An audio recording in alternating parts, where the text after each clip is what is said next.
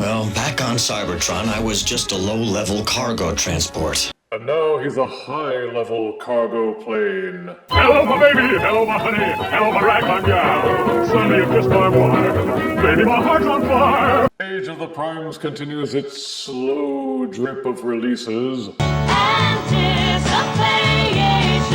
is making me wait. And it's not slow good. But we can be glad that most of the figures seem to be of a decent level of quality. We have reviewed the Superion Combiner Aerialbots Slingshot and Air Raid, and now at last we have the Combiner Core with Commander Class Silverbolt. Silverbolt was and is the leader of the Aerialbots, a good-hearted but slightly wishy-washy bot who was scared of heights. I'm making you commander of the Aerialbots. It'll give you something else to worry about instead of your fear of heights. I guess that's as good a reason for a promotion as any. In the Legacy line, we were given updated versions of the Stunticons. This also introduced the first frame-style combiner setup with Legacy Menasor, and we wondered if Hasbro might do this with other combiner teams as well. But we didn't have to wonder all that long. See the commander-sized box with artwork of both modes. The side panel shows a section of the Prime's portrait, while on the back, we are given orders to collect to combine, along with studio shots of all modes that can be accomplished with this figure, including the Superion Gestalt. There's Superion artwork on the other side panel, and on the top, the full Prime's portrait artwork. Now let's get Silverbolt unboxed and see if he's also afraid of being reviewed. Out of box, Age of the Primes Commander Class Silverbolt comes with instructions. A little black gun accessory, a big black gun accessory, the combiner chest and underpants module, left and right combiner arm modules, left and right combiner foot modules. And this is Silverbolt in his alt mode, a stylized representation of the old Concorde jet. They even tossed in the ability to tilt the nose cone downward for a more traditionally Concorde-y appearance. As for Silverbolt's appearance, I always remembered Silverbolt and Superion being white, but Age of the Prime Silverbolt seems to be very light gray. There's also some red, and some gold-colored plastic, and gold-painted windows, and that's not even including the cockpit. But like all of the Aerialbots, the jet plane bits are only apparent when looking at the figure from above. Turn Silverbolt over and you will see he carries on the Aerialbot tradition of looking like he's got cargo containers strapped to his belly. Vintage collectors have learned to roll their eyes and ignore this, as one of the long-standing features of the Aerialbots. And if you could ignore it for Generation 1, then you can ignore it now. Even the Superion head is visible, though they did a decent job of disguising it by using the antenna as gun barrels. Also clever is that the front landing gear deploys from the head, though the rear landing gear deploys from the back. And once again, it's not real landing gear. They're just rounded plastic nubs which help the jet to lie level on flat surfaces. There are no wheels for rolling out. The smaller gun plugs under the nose cone, and both guns are Fire Blast compatible. But on the jet itself, there's no place to plug in the bigger gun unless you want to slot them using these tabs and slots. Or you can combine the two guns to plug them underneath the nose cone like this. It's huge, but frankly it doesn't look any worse than what they did by Evo fusioning the Combiner Wars Silverbolt weapons. Yeah, I'm not buying it either. There's a lot of plain greebling on it, and if you can just get around the huge boxy stuff on the underbelly, then you can appreciate it as simply a very highly stylized aircraft. To use the combiner parts to form the Super Concorde, take each of the leg units, disengage and fold up this flap at the side to make sure that they're extended. Do that with both leg modules. Then with both those parts sticking out, take both of the leg modules at once and use these pegs and holes at the top and bottom To plug them together firmly, take each arm module. You can also see that there's a tab and groove down here, and a 5mm peg and port up here. Slide and tab those together. Repeat for both sides. Then towards the front you'll see these red flaps. They fold up and out to form a pair of clips. At the sides of this huge platform, 2 pairs of wing modules fold up from either side. Take the big gun, refold in the 5mm port, fold in the gun barrel, then angle the back portion of the gun upwards, so that this 5mm port at the bottom is exposed. Take the Superion underpants and chest, fold the chest down, splay the legs out. Underneath this section are 2 box-shaped tabs. Inside the back of the crotch are 2 plugs, and on the backs of the legs are these tabs. All of them line up with tabs and grooves on the back of this platform. Line them all up, tab them together, and it should all hold in firmly. Then take the black gun module with its 5mm port. It inserts and tabs in to form a rear tail fin of sorts. Then take the Silverbolt jet. The wings untab and fold up, while the rear tail fin splits apart and unfolds. Line up these gold sections at the back of the jet with these red clips. They all line up and push together. On the top of the red clip there is this tab, with the groove underneath Silverbolt's wing. Those tab to hold it together, and also there is this tab here, and a groove here. Separately, those are both kind of weak, but they work together to make a firm connection. Repeat for both sides. And the Super Concord is complete. And this is Silverbolt in his Super Concord mode. And it's... Yeah, there's really no other way to describe it. With Legacy Motormaster, it made sense that all the Menasor components would turn into the trailer for his semi-truck mode. But who's ever heard of a jet plane that hooks up to a giant booster? To start off on the upside, from above, it does still look like a very large jet plane. The wings are extremely stubby, and only the willful suspension of disbelief permits one to imagine that something like this could ever get off the ground. The nose cone and the flaps towards the back are your only tip-off that it could be a jet. But if you hide those, well, it could be anything. With the elongated nose cone and the bladed extensions, it seems most like some kind of handheld axe for chopping firewood. Sorry, Silverbolt, but that job's taken. He sleeps all night and he works all day. The underbelly doesn't seem any less boxy after this conversion, quite the contrary.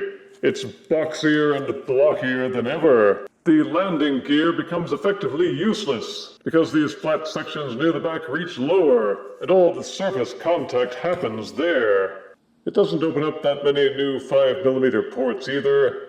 There are 2 next to the black tail fin. Some of these screw holes on the underbelly just happen to be roughly 5mm size, so you can experiment and see if your extra accessories can plug underneath. Good luck with that. But that's pretty much all you get, unless you 3D print up something that will plug into these tabs on the tops of the wings. There are no mini fire blast pegs to use, so you must be content with any fire blasts that may plug into Silverbolt's weapons. So what can you do with the Super Concord mode?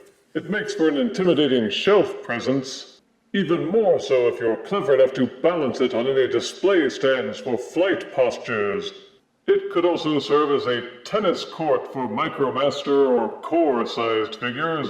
Just be prepared to make sure you have a lot of space on your shelf for this thing, should you choose to display Silverbolt in this mode. Fold up the wings to untab him from the booster, then slide him out from the clips to separate him. You can set the booster aside for now. Take the tail fin and fold it back up to tab them together. You can keep the wings tilted up, de-accessorize. Take the rear tail fin section and ease it up. You will see a double hinge. Keep easing the hinge upward until this entire section is raised up and nudged forwards. Disengage the elongated nose cone, untab it from the gestalt head. Underneath it are another set of hinges. The nose cone section untabs from these folding hinges. Angle the whole thing up, backwards, and out of the way. Then there's the boxy stuff that was underneath the plane. Ease out the robot legs from the sides. When transforming to alt mode, these leg sections fold up and under this protrusion to tab into place. But disengage and untab to turn to robot mode. The robot legs will fold down, straighten out the knee, rotate the leg so the black foot is pointing forward, fold the foot down, underneath the foot, fold out the heel spur. Then repeat for both sides. Take what was the plane's landing gear and fold it down to become the hip skirts. You can see the gestalt head is on top. That won't do at all. This entire red section untabs and disengages and folds out. The robot arms are tucked inside. Untab and fold them out. Fold down the robot elbow, then fold out the robot fist. And repeat for both sides. Take the small robot head, fold it up, rotate the face so that it's forwards. This black platform on which the gestalt head is resting is a hinge that folds down. Try to use the tab itself for leverage instead of the head, or the top of the gestalt head. Avoid touching the antenna if you can. Push it until the black tab is flush against the inside of the back. Make sure the head is angled and rotated so the antennae are pointing forward. Then on the inside of the chest, you will see a kind of concavity, along with 2 indentations into which the antenna must be fitted. If you try to crush it shut, you could snap the antenna, so be careful to make sure that the antennae are poking into those little indentations. You may have to actually use a pencil or some other implement to guide the antenna into those indentations. But once you've got them lined up, make sure that these panels are angled in, so that all the tabs and grooves line up. Then push the red chest section back closed and tab it into the shoulders. If you've done everything properly, it should all hold. And hopefully you haven't broken anything. Make sure this back section is still angled up and out, then keep folding down the nose cone section. The tail fin will slide into these indentations in the back of the fuselage, and these hinges will tab and click in place. The top of the cockpit will open up, fold in the nose cone, and reclose. Fold in the wingtips to collapse the wings very slightly, then fold the wings to become a very ungainly backpack. Silverbolt's robot mode is a vast improvement over other versions that I've seen. It feels solid in hand, and that's because his parts tab in firmly and don't seem to fly loose, even when shaken, not stirred. He is Voyager-sized, making this another Voyager disguised as a commander by throwing in extra parts sort of thing. But we seem to be getting used to that from Hasbro. The colors are maintained: gray, red, black, and gold. He feels quite solid and has a good deal of heft to him. There are hollow parts in the backs of the forearms and in the backs of the shins, which I'm sure that third-party companies are already making filler kits to correct. The gold color on the elbows and the knees is just plastic that's a deep mustard yellow. It's not actually shiny or anything. The proportions look good except for the feet, which seem a bit large and flat. The face is silvery, unlike the rest of him. It looks okay, but there's something about the lips that creeps me out a bit. They look stretched, like his face was made by pulling a balloon too tight over him. Turn him around and you will see the jet kibble prominently, which is one of the only downsides. There's a big section of the jet just lying across his back, and the wings folded behind the shoulders. But hey, plenty of Decepticon figures do more or less the same thing. And the Aerialbots in particular are infamous for looking like boxes with wings in their alt modes, and looking like boxes with wings in their robot modes. The weapons can be plugged into his hands, or fitted into these slots on his back using the tabs on the weapons themselves. And you were wondering why those tabs were there. At 6.75 inches in height and weighing 6.8 ounces without any accessories, he's got a bit more meat on him, but isn't necessarily bigger than a typical Voyager-class figure. Maybe I got too used to having gazillions of 5mm ports during the Legacy and War for Cybertron lines. but I kind of wish that Silverbolt had a couple more here or there for variety's sake. However, you can't fault the robot mode for articulation. The head is ball-socketed and will waggle. It will also do a full rotation, even tilt from side to side. Each shoulder has a swivel and a hinge to fully rotate and splay out. Upper bicep swivel. The elbows will bend forward and also bend backward as part of the transformation. The hands will fold up and down, but there is no wrist or finger articulation, which is a bit disappointing for a commander-class figure. The hips would do a full rotation, except that the wing kibble gets in the way. Pull the cockpit and tail fin out of the way and you might get a full waist rotation. But transformed according to the instructions, the waist will only rotate about this much. The front hip skirts will fold up and down, and that comes in handy for the leg rotation. Each hip is ratcheted to go forward this far until the parts crashing starts. They would rotate all the way backwards again, except for the wings and the tail fins. But the legs will splay out all the way. There's an upper thigh swivel, and the knees are double jointed, with a cut inside just above the knee, and another hinge just below the knee. The feet will fold forward as part of the transformation. The heel spurs will also tilt up and down, and you get a full ankle pivot. The addition of a forward tilt on the feet always adds a level of posability to a figure, enabling dramatic crouches. And while the feet seem large with an extensive heel spur, they do allow for a high degree of balance for putting Commander Silverbolt into commanding poses. Ooh, but what about the booster? Can't you do anything with that when he's in robot mode? Turns out you can. Pop out the gun from its holding peg, straighten out the handle, fold out the barrel, and set it aside for a minute. Take the red clips, fold those back down, then go to the back. Disengage these tabs, fold up the Superion chest, fold up this gray tab, then untab and disengage Superion's chest and underpants from the back. Take this section and just plonk it down for a minute, focusing on the chest and underpants. Refold down the chest area and the gray tab so that they're more or less collapsed in on themselves. Turn the whole thing so that this U shape is upside down. Going to these sections, see these tabs and notches. They must be rotated so that they are facing back and inwards. Then take this part and this part. You'll see notches here and grooves here. They must be lined up and pushed together on both sides.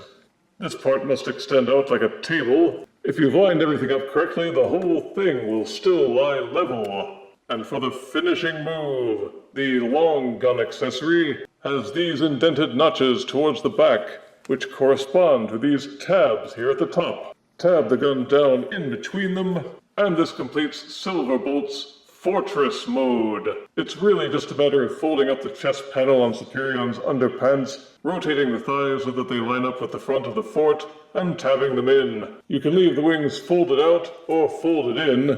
It doesn't really seem to make any difference in functionality, and depends on which you find gives it the better appearance. It has no hidden features or gimmicks, it's just a tiny barricade that other figures can hide behind. You can park Silverbolt's robot behind it and have him hunker down with the bigger gun. But that's pretty much all you can do with it. It does look slightly better than Menasor/Motormaster's base mode. But that's kind of cursing it with faint praise. I don't know what this looks like to others when they see it, but I know what I think it looks like. Ladies and gentlemen, give it up for DJ Mixmaster Silverbolt!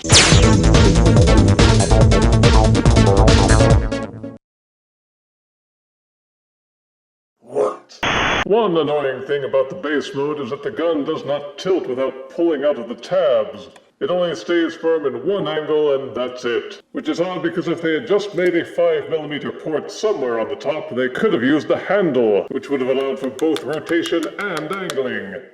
But death, you say, we don't care about any of that other crud. Show us the combiner. Alright already. To create Superion, set aside the base mode for the moment and focus on Silverbolt himself. Untab the chest portion and fold it down. Be mindful of the antenna and rotate the combiner head back up and out. Fold down the smaller Silverbolt head. Fold up the fists. bend the elbows inward, then angle in his obliques, while rotating his elbows to make sure that the fists are still pointed out. Push them until they click into place, then re-tab in the chest and shoulders, and rotate the combiner head. Fold up the heel spurs, tilt up the robot feet so they're lying flush up against the fronts of the shins. Use the thigh rotation to angle the knees so that they bend upward, and both knee joints to fold up the leg. The hollow section at the back of the shin and the robot forearms should line up, push, and tab together. Don't forget to use both knee joints, otherwise you won't be able to get that neat 90-degree bend, which allows for the empty part of the shin and the robot fist to line everything up neatly. Make sure Silverbolt's hip flaps are pushed down and clicked into place, and you will leave the plain wings folded backwards along with the nose cone and the tail fin. Now you can bring back in the base mode / Superion parts. Take the front of the DJ station, the fortress, and untab it from the rest. You've always known that Superion's underpants are there. Fold the legs down. Rotate these portions so that this black indentation is pointing backwards. Then fold up Superion's chest. Face it backwards. Take Superion's body. You will actually need to fold the wings out a little bit and disengage the tail fin from his back. That means pulling the nose cone section loose and the tail section loose to give you some clearance. This flap here at the back has a 5mm peg, which plugs into this port at the small of Silverbolt's back. Also, these two tabs here on the inside of the body correspond to these little grooves. Line those up, push them together. It's hard to see, but the 5mm port and the peg line up and tab in. It should all tab in and lie flush. Also, there are two tabs at the back of the chest and two ports at the front of the chest, which also cinch into place. Then using the same hinges, angle up the tail fin section, tab it back into place, then fold down and re-tab in the nose cone section, then fold back the wings again. And you have completed Superion's body core. Take the rest of the DJ station, the fort, take off the gun. It's really just a matter of disassembling all these 4 pieces. The arm sections slide out, and the shin portions separate and pull apart. These spurs that stick out have a tab and groove that line up and click into place. Push this section out from behind, rotate it up, then angle up the connecting port. Then you can fold down the front of the foot, and it also tabs into place. Repeat for both to complete the feet. As for the arms, they're a lot like Menasor. You fold down the fist, both the shoulder and the forearm sections untab and fold out. There's a double hinge set on the inside of each section that folds out to lengthen it slightly and retabs into place. Then fold down the airplane wing to complete the arm. Ooh, you've got all the pieces. Now you just put them together. Take the Superion body. These black portions at the sides of the shoulders are the points where you slide on and attach the arms. When attaching the legs, make sure that the ankles pivot inward. Behind Silverbolt were these black portions, which serve as connecting tabs to slide the leg portions into place. And Garts, you've completed the Superion frame. There's a part about transforming the legs that's easy to miss. When folding up this section to form the knee, you will notice that it doesn't seem to lock in place, which would make supporting the full weight of the combiner difficult. Fortunately, there's this little black tab. Push that in, it will click in place, and lock the knee in so it doesn't bend. At least, not at that joint. And just in case you were wondering, yes, like Menasor, Superion is backwards compatible with Combiner Wars figures. So if you happen to have any Combiner Wars Deluxes lying around, they will push and lock into Superion's knees just like his actual leg units. Just be prepared for it to look as unbalanced and out of place as you might expect. The Combiner Wars Deluxes don't proportion as well as the actual leg units, which are slightly taller. And using Combiner Wars Deluxes brings up the same old issue that the connectors on Combiner Wars just don't hold as much weight or pose as well. You lose no functionality without the Deluxes attached. The frame can be displayed all by itself, and the articulation and accessorization options work just as well. You can assemble the gun into his big rifle, or keep each part separate for some akimbo action. Where the frame combiners stand out is with articulation. They're more stable on their feet, and more able to hold up their own weight, which makes them slightly better in my opinion. But the head will do a full rotation. It is ball-socketed, so it will waggle to the left and to the right, forwards and backwards.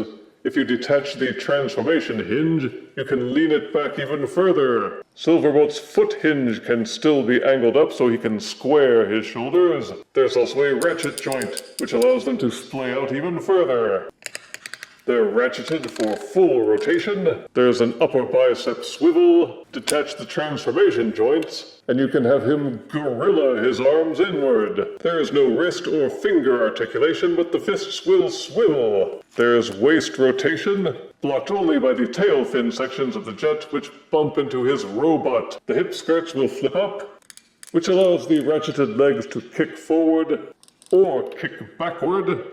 Each leg will ratchet and splay out, upper thigh swivel. Each knee will do a 90-degree bend.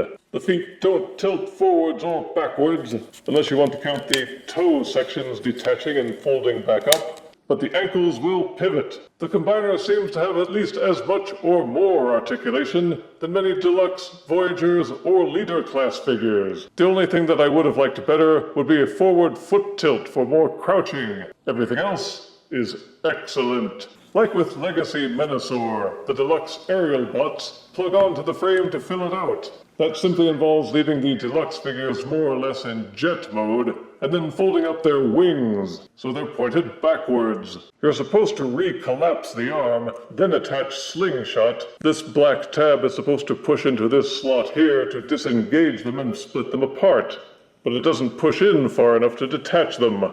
It's more reliable to use a spudge or some other implement, and then separate the halves yourself. Then using these tabs and grooves, manually attach the separate slingshot pieces. The top section in particular is a really tight fit, which is probably one of the reasons why the tab won't push in far enough to disengage them. As for the leg component, it pushes in just fine. There's this toggle switch at the back. When you push it in, it closes these flaps at the front, like a trap door to conceal this hollowness. It may actually be better to just print up a 3D widget that will do this and hold it in place without having to push in the deluxe. Again, it's a tight fit, and as with Menasor, if you push too hard you might snap some of the pegs, so be careful. When removing the deluxe components, you are well advised to use a spudger or some other implement to fulcrum them loose. Twisting and waggling to loosen them may wind up snapping the peg connectors, which would be a cause for great mourning. The directions tell you to remove the left arm to fit on slingshot, but then show you plugging the right arm on, with slingshot attached. Nice quality control. In the end, it doesn't really matter. Air raid will fit in either leg, and slingshot will attach to either arm. It's really a matter of your personal preference, or whoever argues the loudest about continuity. He looks good with the deluxe components attached, which means the completed combiner will also look good, since Fireflight and Skydive will be remolds of Air Raid and Slingshot, though not necessarily in that order. Superion will be an imposing presence on your shelf, and a welcome update for Combiner Wars Superion, who I could never get to stand properly because the legs weren't sturdy or stable enough.